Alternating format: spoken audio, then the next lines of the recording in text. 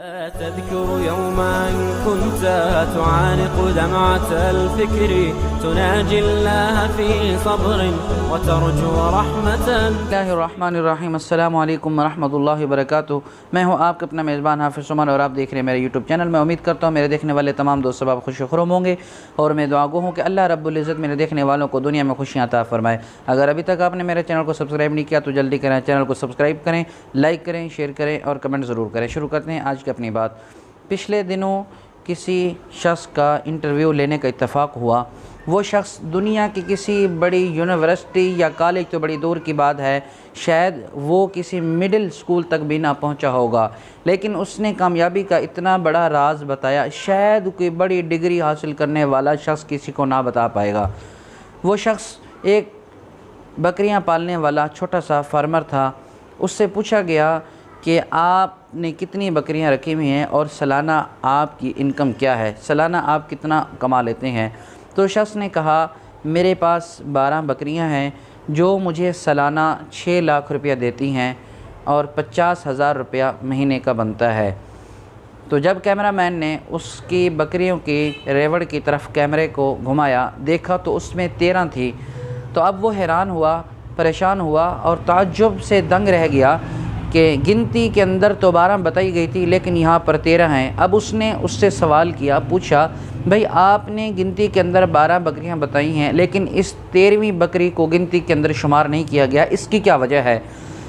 تو اس نے جو جواب دیا, بکری پالنے والے نوجوان نے جو جواب دیا وہ بڑا عجیب تھا اور وہی جواب اصل میں اس کی کامیابی کا راز تھا.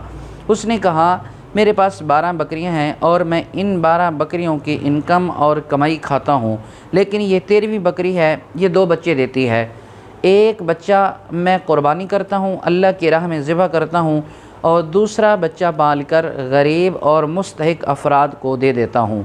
اور اگر دیکھا جائے تو یہی 13ویں بکری ان 12 بکریوں کی بقا ہے اور یہی باعث برکت اور خیر ہے. اور حقیقتاً ایسا ہے کہ انسان کاروبار کے اندر اگر اپنے پروردگار کو پارٹنر بنا لے تو کبھی اس کام کے اندر, اس کاروبار کے اندر, اس دکانداری کے اندر کبھی نقصان نہیں ہوتا, بلکہ اللہ تبارک و تعالیٰ کی طرف سے خیر اور برکت نازل ہوتی ہے. اگر مثال کے طور پر ہم 10,000 کا کاروبار کر رہے ہیں, اس 10,000 کے اندر 1,000 رب کے نام پہ وقف کر دیں تو وہ 1,000 جو ہوگا وہ ہمارے کاروبار کی خیر و عافیت کا سبب بنے گا اور اس کی بقا کا بھی سبب وہی 1,000 بنے گا, کیونکہ وہ رب کے نام کا ہے. اور رب کبھی یہ نہیں چاہتا کہ اپنے کاروبار کے اندر کبھی نفع نقصان ہو. اللہ کبھی یہ نہیں چاہتا کہ جو میرے لیے کاروبار ہو رہا ہے, جو میرے نام پر کیا جا رہا ہے, اس پر کبھی نقصان آئے یا کوئی مصائب اور مصیبت آئے.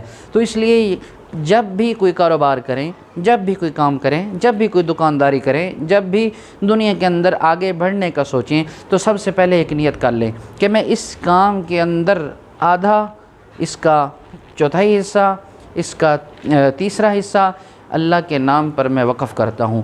یہ گویا میں رب کو اپنے کام کے اندر پارٹنر بنا رہا ہوں. جب یہ نیت ہماری بن جائے گی تو یقین کریں کسی کاروبار کے اندر, کسی دکان کے اندر, کسی کام اور کسی کاروبار کے اندر کبھی نقصان نہیں ہوگا, بلکہ خیر ہوگی, برکت ہوگی اور فراوانی ہوگی رزق کے اندر. رزق کے دروازے رب مزید کھول دے گا.